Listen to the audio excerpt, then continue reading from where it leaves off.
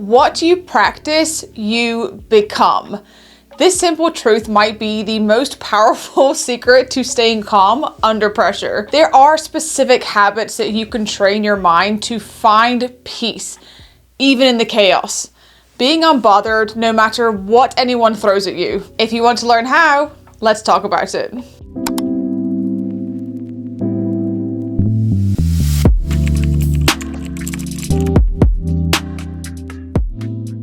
Hello everyone, welcome back. I'm happy that you are here. Today for chapter 1, I want to discuss why some people manage to stay calm and other people crumble. It's a question we've all asked, especially when life feels like we are getting one problem after another. It might be a demanding boss, it may be a packed schedule, it may be a situation where everything that could go wrong actually does.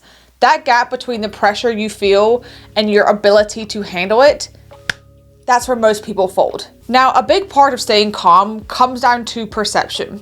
We don't respond to the events themselves, we respond to the way that we actually see them. Consider this, there are two people facing the same situation.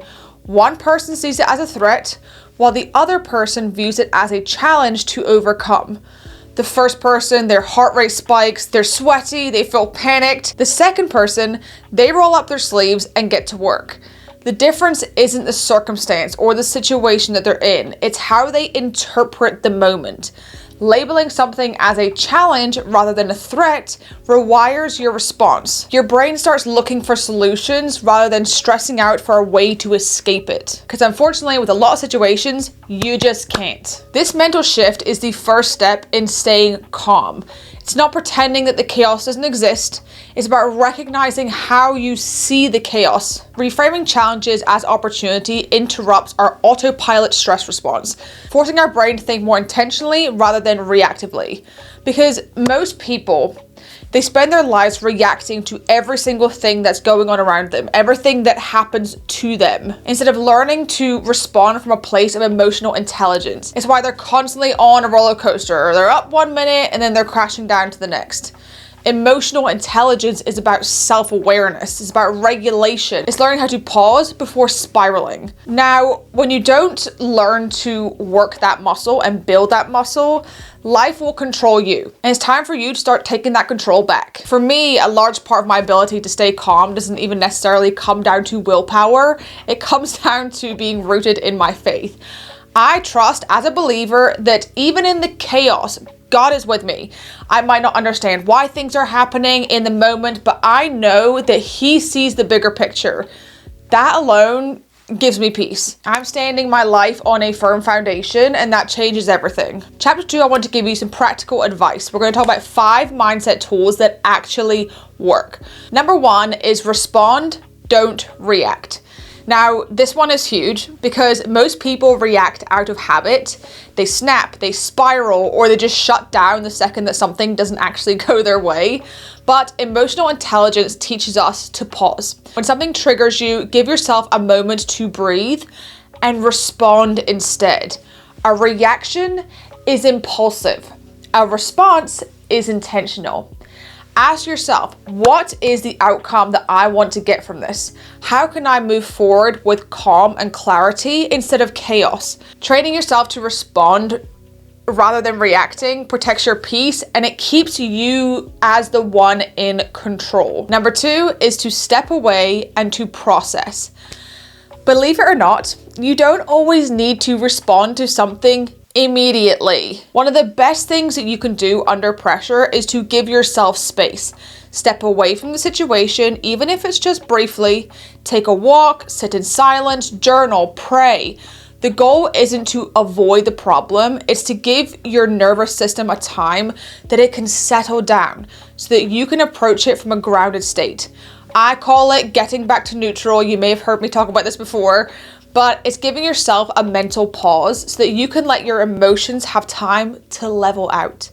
And usually, what maybe felt urgent and dramatic and emotional starts to feel more manageable. Number 3 is to flip the narrative. Pressure can feel like a threat, but it could also be a way that is setting you up for growth. The difference really comes down to how you frame it. When something hard happens, train your brain to ask, what can this teach me? How can this shape me into someone stronger? Instead of spiraling into the worst case scenarios, thinking of everything negative possible, practice flipping the story into something hopeful.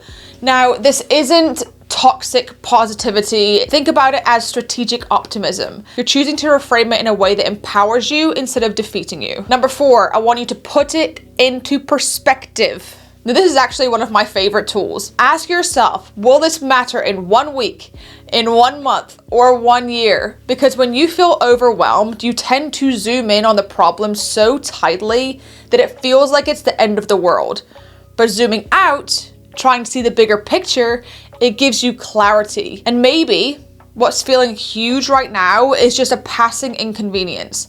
Perspective helps you emotionally right-size the moment instead of letting these temporary situations steal long-term peace. Not everything deserves the weight that we tend to give it. And number 5, accept it and move on. Now, this one is close to my heart because anyone who knows me well knows that one of my go-to phrases is, it's done now. When something happens that's outside of your control, that you didn't plan, replaying it over and over and over again does not change the outcome. Obsessing over it doesn't reverse it. I hate to break it to you. And dragging it into every part of your day just gives it more power than it deserves. Instead, accept it. It's done now. Learn what you can, move on. A bad moment doesn't have to turn into a bad day.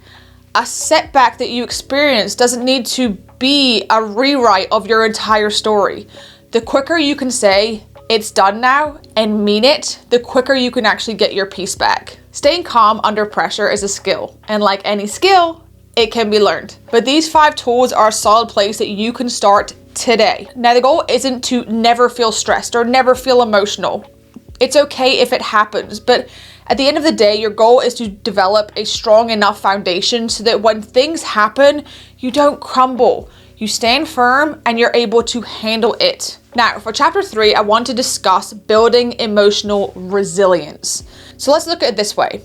Your ability to handle stress isn't determined by the size of the obstacle in front of you. It's determined by the size of you in relation to the obstacle. Think about it this in levels, like we talked about before. Say you're a level 5 person and you're facing a level 10 problem. No wonder you're feeling overwhelmed and frustrated and maybe even defeated. But if you grow yourself into being a level 15 person, you can walk into that level 10 problem with calmness and clarity. It's not that the problem itself is smaller, it's just that you've built and become bigger. So the saying that I spoke at the start, what you practice, you become, it goes into this. Emotional intelligence, calmness, emotional resilience. They're not traits that you are born with. They are skills, and skills can be learned. You need to think of your brain as the muscle that it actually is. Every time you go to a situation and you react with stress, with panic, with anger, you are strengthening those neural connections. But what if you replace them? What if you replace them with calmness and clarity and thoughtful responses? Over time, new pathways are formed, old habits are weakened, and that right there is the magic of neuroplasticity. It starts with awareness, recognizing your triggers, understanding your patterns, and learning how to regulate your emotions rather than just letting them control you. From there, it's about practicing the tools that we spoke about in the last chapter, one by one, time by time, until you are at a point where nothing can knock you out of your calm. One thing I always ask myself is, can you control it? If the answer is no, you move on. It's done now.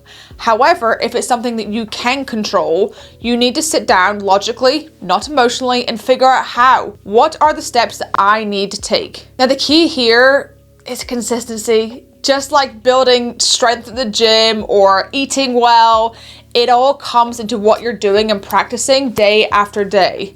The more you face challenges head on, the more your mindset shifts. What used to feel overwhelming begins to feel more manageable, and then more manageable tends to become actually easy. Growing bigger than your problems doesn't allow you to just manage the stress though. It transforms you into the person that thrives under pressure, which right now might seem completely crazy, but you can get to that point. True peace isn't about avoiding stress. God doesn't tell us that we aren't going to have problems, but when you embrace growth growth and you trust that God is with you and he's working in the calmness, it just becomes a way of life. Remember that calmness is a skill. It's not a gift. You can build it with time. So always choose 1 out of the 5 mindset tools I spoke about in this video and drop it in the comments below of what you plan on practicing next when you are facing chaos and how you plan to practice the calm in it. When we face storms, when we face chaos, when we face things that we just didn't expect to happen, whether it be something to do with our work, life, family, or even it's just something that gets brought up, when you work on your emotional intelligence, your emotional resilience, and working on building your mindset, you will be able to stay calm. You will be able to look at things logically. You will be able to control the emotions rather than letting them control you. All right, if you found value in this video, then please consider subscribing and joining the family, as it really helps support this channel. And if you like this video, then you will definitely enjoy this one next. Thank you for listening, and I'll see you in the next one.